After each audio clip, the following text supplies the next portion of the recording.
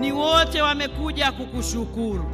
Sisi mkoa wa Singida hatuna deni na wewe, ila unatudai na tutakulipa mwaka huu Oktoba.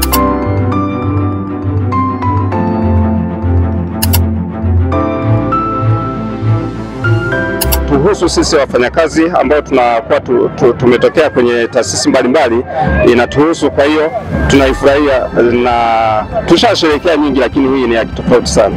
Kasim Limila ni afisa utamaduni na michezo katika wilaya ya Itigi. Kiukweli mapokezi ya hapa mkoani Singida kwa leo ni mazuri sana ukitofautisha miaka mingine, kwa sababu wafanyakazi wa mkoa wa Singida wamejipanga vizuri kwa kila idara ili kuhakikisha kwamba mambo yanakwenda vizuri na kumpokea Mheshimiwa Rais.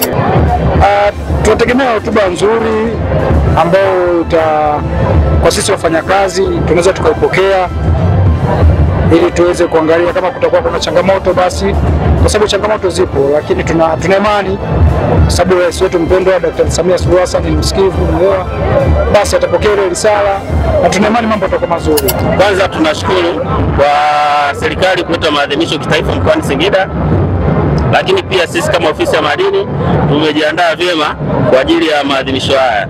Ni siku nzuri, watu wana furaha kama unavyoona, tumejiandaa kwa kweli vizuri. Kwa majina naitwa Fadhili Bakari Kiroga, ni mratibu wa Bega kwa Bega na Tanzania mkoa wa Pwani. Tumekuja kwa ajili ya kuungana na wafanyakazi katika sikukuu yao leo ya wafanyakazi tarehe 1 mwezi wa 5 maarufu Mei Mosi. Kwa sisi Bega kwa Bega tutasema machache, lengo na nia na madhumuni, lakini kazi yetu kubwa sisi ni kuzungumzia zaidi na zaidi miradi na kazi zinazofanywa na Daktari Samia Suluhu Hassan na Daktari Hussein Mwinyi.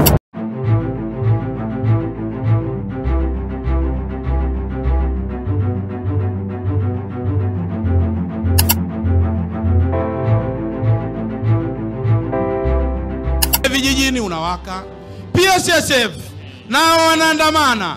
Mfuko wa hifadhi ya jamii wa watumishi wa umma umeweka fedha nyingi, trilioni 2.1 kwa ajili ya kuhakikisha madeni ya wastaafu yanalipwa. Ya Rabbi, mpe tena mitano mingine. Hii ni dua wala sio kampeni. Mwenyezi Mungu na khiari kuipokea dua yetu au na khiari ya kutokuipokea. Ya Rabbi, mpe tena mitano mingine. Hii ndiyo faraja yake Mheshimiwa Rais wa Jamhuri ya Muungano wa Tanzania katika nchi yetu ya Tanzania. Singida inayoongozwa na mama anayejulikana kama Dendegu. Naomba tupige makofi na shangwe mkubwa sana wana Singida.